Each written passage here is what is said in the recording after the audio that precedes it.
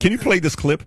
It's so interesting. When you watch this, the guy that's asking the questions is so calm and poised, and he gets rattled. Watch this. To look at this and say the reason that the Russian army is on NATO, the Russian army is at NATO's doorstep is because NATO has expanded rather than the Russians expanding? That, in other words, NATO has moved closer to Russia rather than Russia moving closer to NATO? Is that not an accurate way to look at this? I think that's the way President Putin probably looks at it. It's certainly not the way that we look at it.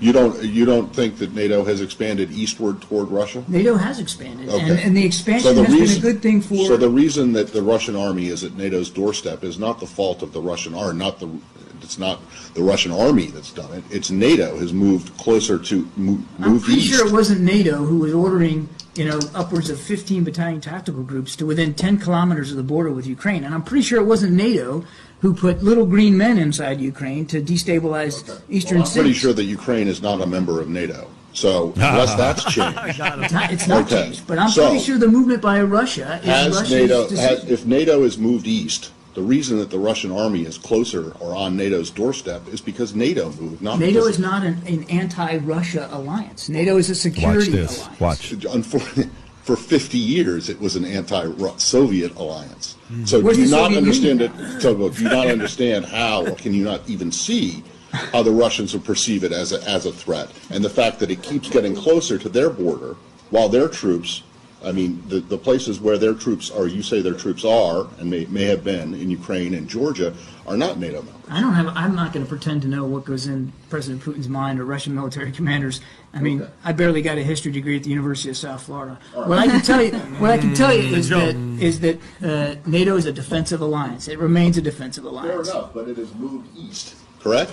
I mean, that's just a It has fact. expanded, absolutely. Right, exactly. But And so there's the no reason reason- for anybody to think the expansion is a hostile, a threatening move. And we've been saying that throughout the last 15 years, man. It's like you're moving closer to Russia. You're blaming the Russians for being close to NATO. No. Yeah, he is. That's exactly what Hegel We're said. blaming the Russians for violating the territorial integrity of Ukraine and destabilizing the security Which is situation not a inside NATO Europe. member. Which is not a NATO member. I see to you Other on that countries point. feel threatened. Nothing There makes you me go. happier than when you actually see a really good reporter that has the balls to do stuff like that and isn't silenced because they're scared about losing their job. I love things like that. But that's a guy named Matt Lee, that journalist. Good guy named on Matt you. Lee. What are your thoughts when you see that? Well, it's obvious that they don't want you to know the real history. They don't want you to know that when Germany was allowed to reunify, the promise from NATO to Russia was that we won't expand NATO. And then, of course, it did. I think there's 13 or something more countries that they put into NATO. And now they wanted to put Ukraine into NATO or threaten to do that. That would be like if Russia got into a military alliance with Mexico and they wanted to start putting military bases in Mexico. We wouldn't allow that. We wouldn't allow it. And just like what happened in Cuba with the missile crisis in the 60s, we wouldn't allow stuff like that. But we're doing that, and people they don't want you to know that this NATO is not a defensive, it is offensive. This is a war that was started and provoked by NATO and the West. Zelensky ran on peace. He ran on bringing the country back together, right? The Russian speakers in the East, the Donbass. But he didn't do it. So why? Because he got threatened by NATO and the ultra-right, the Nazis in Ukraine. And so they threaten to kill. He knows he's a dead man if he does a peace deal with Russia. So that's why he won't.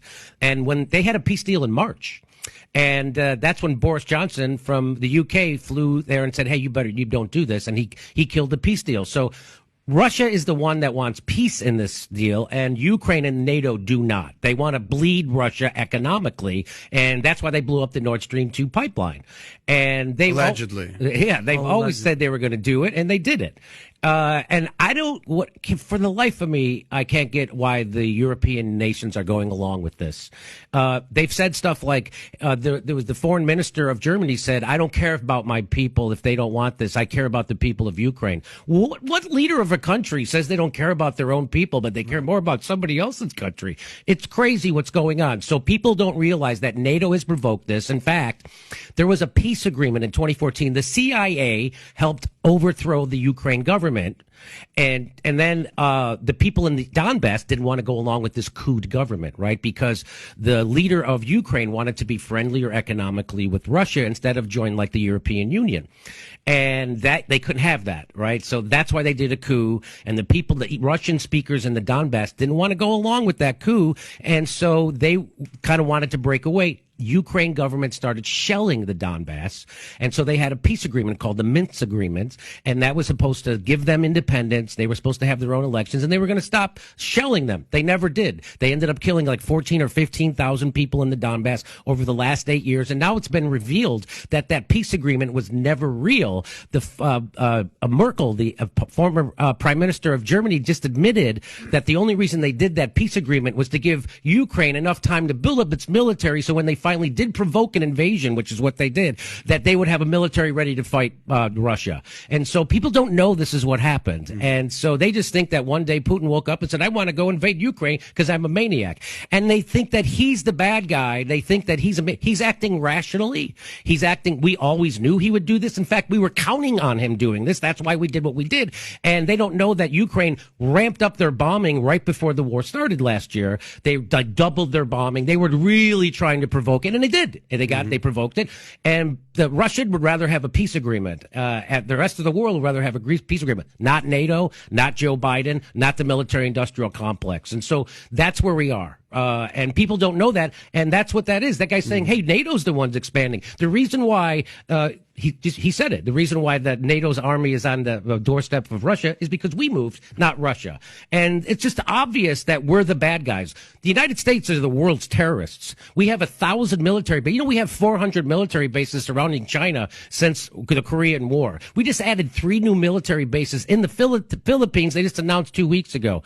This is how all empires end. We're overextending militarily while we have people living under every bridge. People don't have health care, a living wage. Half the country can't afford a $500 emergency. 80% of workers live paycheck to paycheck. 50% of wage earners earn $30,000 or less. People go bankrupt when they get sick in this country. We have homeless people everywhere, and that's because our government is 100% corrupted. It's the people think that it's corrupted like, oh, Joe Biden gave his kid a no-show job on a Ukraine energy board, or Donald Trump gave his kid a deal with the Saudi. No. That's regular corruption. I'm talking about 100%. Everything the government does, it only does it because of corruption. And that's the only way the wheels get greased is through corruption. That's why we can send $100 billion to Ukraine without any oversight, and we still won't send it to our own cities to fix our homelessness or our bridges that those homeless people are living under. We won't even fix our own goddamn country. So people don't realize that this is pretty much a banana republic. We're at the end. This is the end of this empire. We're basically Brazil with a couple of big cities that are keeping it afloat. You think so? Yeah. You believe that? Yes. Yeah. Well, when half the country can't afford a $500, this is what I like to say. What do you call a system that takes the richest country the face of the earth has ever seen and renders half of its population poor or low income? You call that a failed system. And that's what we're living in. And people think we're going to be able to vote our way out of this. What we have to do is get people in the streets. So when someone like AOC has 13 million Twitter followers and Bernie Sanders has, they're supposed to tell people to get in the street, shut stuff down, protest, and take our government back. But they won't because they're part of the system. And that's what I'm trying to wake people up. It's worse off having people like Bernie Sanders and AOC in the Democratic Party in government, even though Bernie claims he's an independent. He's a Democrat. And why is it worse? Because it gives people the false impression that there's somebody actually fighting for you in government, and there isn't. So okay. And the only way you can have change, to get people into the streets, is when they lose faith in the system. And we have to get them, we have to disabuse them of the idea that there is somebody fighting for them in this system, and there isn't.